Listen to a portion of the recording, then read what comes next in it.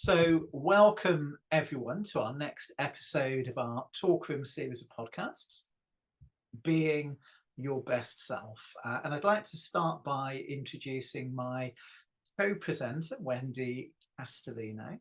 And for those people that haven't watched our previous podcasts, Wendy needs no introduction. For those that haven't had the opportunity yet, Wendy is a highly experienced CBT psychotherapist who's been involved in the field of mental health and well-being for well over 30 years now. So an absolute pleasure once again to be here with you, Wendy. Thank you very much for that introduction, Ian. And I would like to introduce you, my co-presenter, Ian Stockbridge. Ian is an accredited counsellor with the British Association of Counsellors and Psychotherapists and a founder of Hope Therapy and Counselling Services. Thank you, Wendy. So these podcasts look at the question of how to be your best self. We do that by looking at the question of mental health and well-being from the perspective of a variety of counselling and therapeutic approaches. But today we're going to be discussing the subject of obsessive-compulsive disorder, or OCD for short. So, Wendy, maybe you can just start by telling us a little bit about this condition that we call OCD and how CBT, cognitive behavioural therapy, can be helpful. Certainly, Ian. So cognitive behavioural therapy, or CBT for short, is one of the most widely used therapies for OCD, short for obsessive-compulsive disorder. So CBT involves identifying and then challenging the irrational thoughts and beliefs that contribute to obsessive thoughts and compulsions in behaviours in OCD. So CBT for OCD encourages a strategy called exposure and response prevention, which is also shortened to ERP. And this involves gradually exposing the person to their fears and their triggers and trying to prevent the usual compulsive response.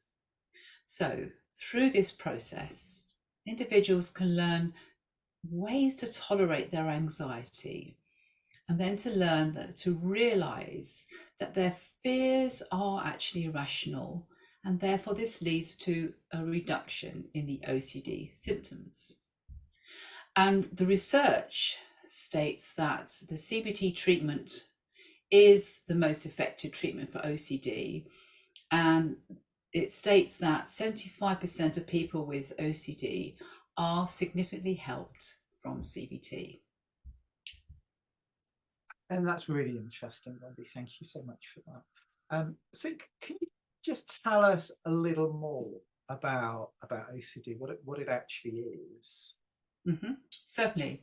So OCD is categorized as an anxiety disorder, and it's dominated by unwanted obsessions. And the word obsessions can include things like intrusive thoughts and images as well.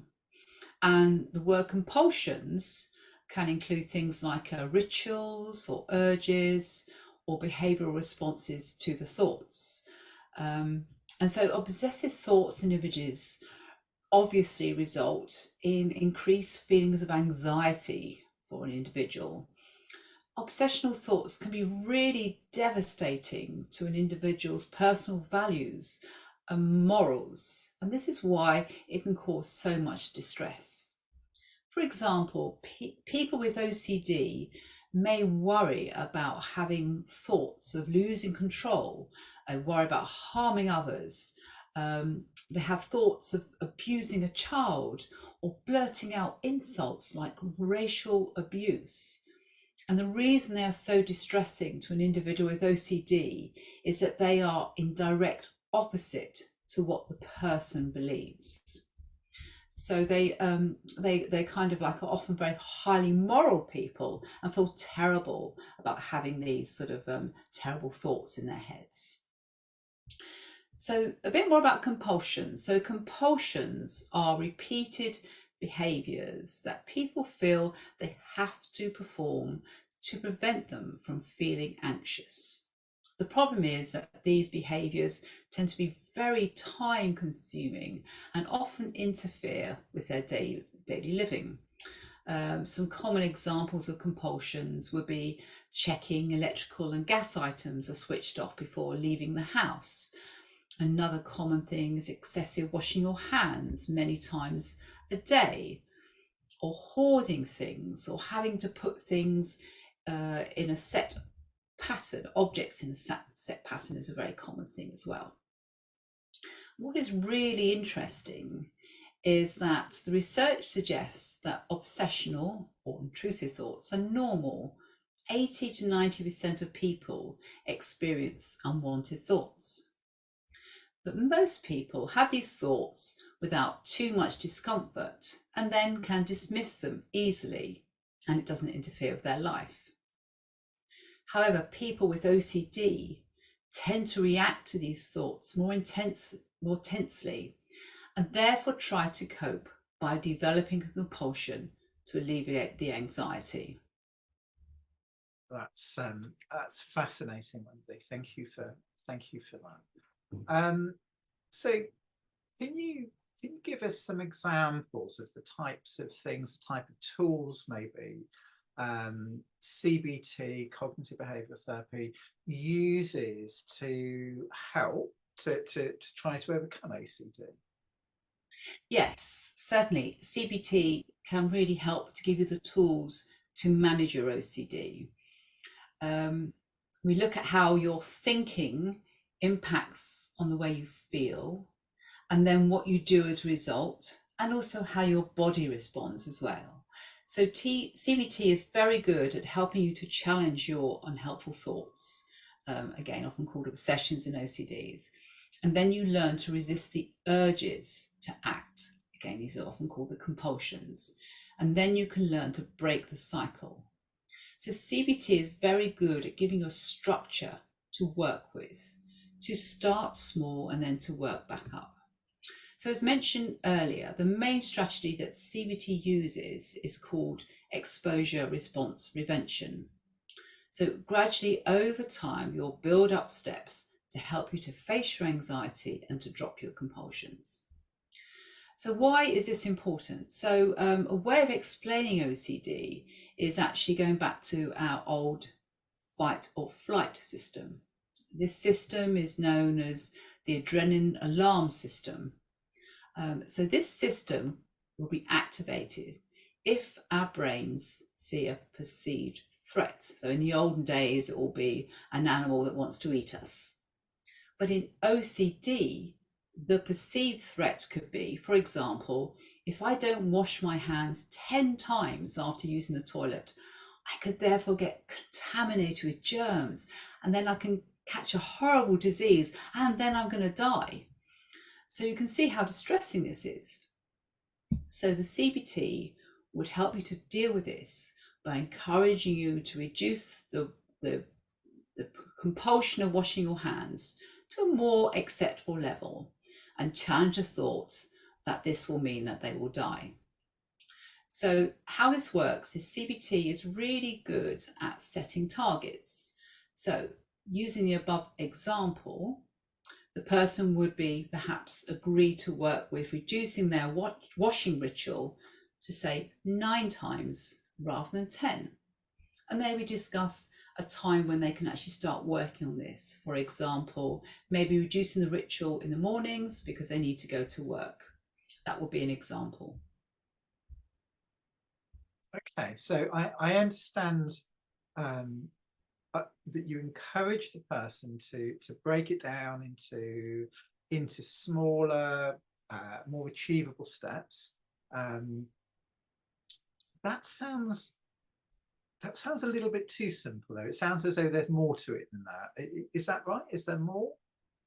Yes, there is a lot more, and that's just one example.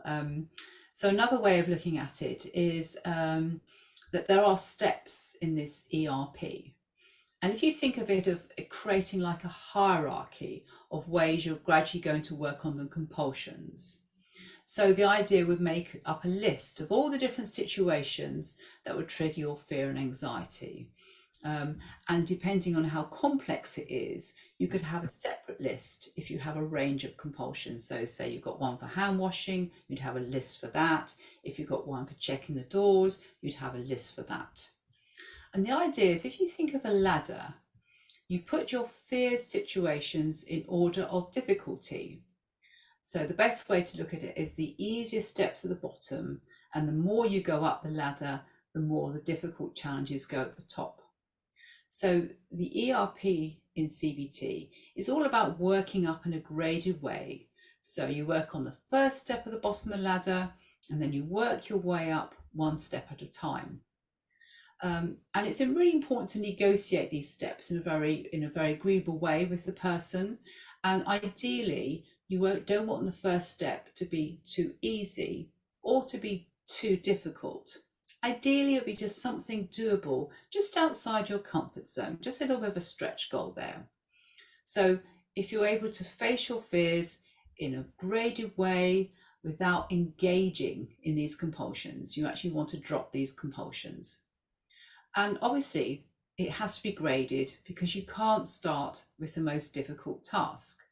If you think of a skill like swimming, you really can't learn how to swim in the deep end. You have to start in the shallow end, and you have to put on a few floats and know how to swim before you actually get successful. So that's a bit like describing ERP. Now, what is difficult is obviously starting to resist the urge from this compulsion behavior is going to be challenging. It's going to be difficult and uncomfortable. But what can really help is knowing what to do and what the research says. So what ideally you'd expect, so the anxiety will start to drop at least within the hour, 1 or 2 hours at the most. So by knowing that the anxiety will drop, that can really actually help you.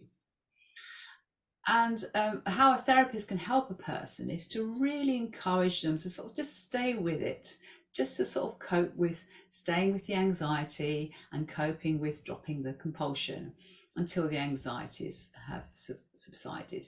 And then when you notice that you don't need to do these compulsions anymore, it can be so liberating. And what this is called, there's a term for it called habituation. So habituation is when you experience your intrusive thoughts are there, but you have very little anxiety because you've repeated again and again, I'm now washing my hands 9 times rather than 10. I feel okay about washing my hands 9 times. I can't believe I've actually made an improvement there. I don't have to wash my hands 10 times, I can wash them 9 times. Okay, that's great. Where can we go on then? Okay, I can wash my hands 8 times. If I can do it, if I can drop one, I can certainly drop another one. And then actually you can actually see what happens.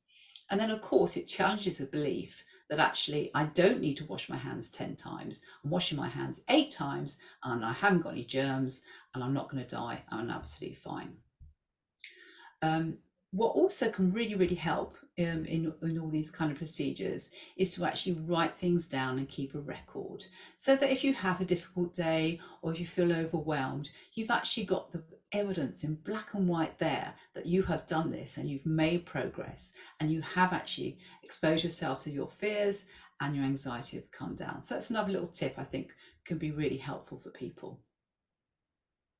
That's fascinating, Wendy. Thank you. A really interesting explanation of ERP and how that works.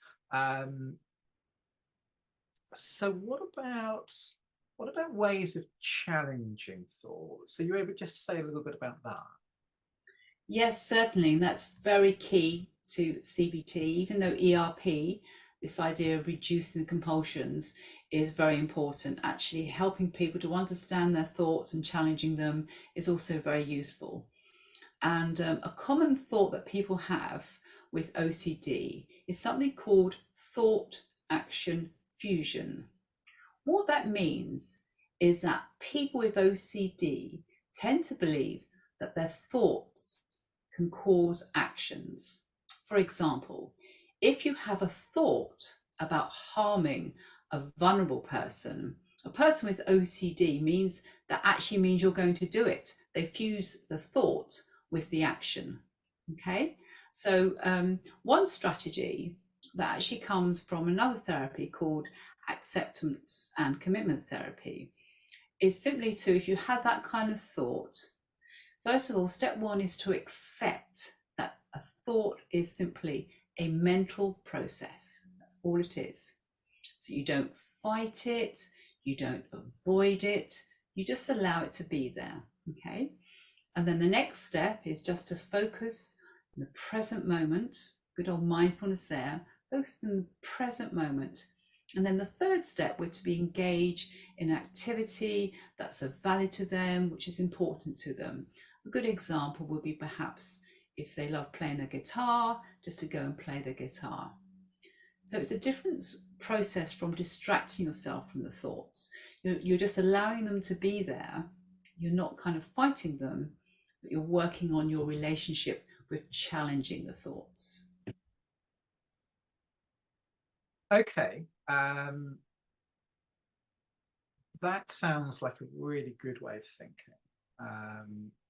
Again, it sounds a little bit simple. Are you able to say a bit about that? Yes, it does sound simple, and obviously it is the understanding and the practice that really works.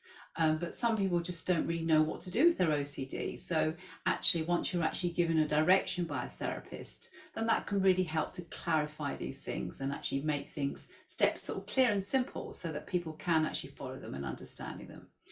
There is one more approach that I would actually like to mention, if that's okay. Yeah, of course. Whatever's going to be useful to our listeners. Okay, that's fine. So another approach which I really think is very useful, it's called compassionate focus therapy. And the reason I think this is really useful with OCD is this strategy, this practice, this therapy helps us to really learn to self-soothe and to be kind to ourselves. And that's really very useful when you're working with the challenges of OCD and you're trying to practice this exposure response prevention, and how best to manage that. It's a really good way of helping us coping with the anxiety. So that's another tip that I can give people. Thank you, Wendy. And that's really interesting again, and may give people just a better understanding of OCD, and some hope, and some really quite effective ways of being able to manage it. So thank you for that, Wendy. So if people are interested in finding out more on the subject, or working with somebody, how do people go about that? Well, one thing that I can offer people if they're interested, if you go onto my website, wendyc.team, there is a online course you can download, which actually goes through the steps to help you to guide and understand a little bit more and explains OCD in a more fuller way. So if anybody's interested in that, they can just go on my website and download that. And there's free resources as well. You can become a member and download free resources. What about you, Ian? What resources do you have? So we have a page on our website. People are very welcome to go and take a look at that. So that's www.hopefulminds.co.uk/OCD/. We'll drop a link to that in the comments below as well. But the Hope Therapy and Counselling team has a really diverse level of experience, offering a variety of different therapeutic approaches, including people that work with OCD in a variety of ways, including the ways that you discussed as well. So people are really welcome to get in touch with us, completely free of charge, discussion about what's available. So really just for me to thank you, Wendy, for being here and talking about this absolutely fascinating subject of OCD, and thanking our listeners as well.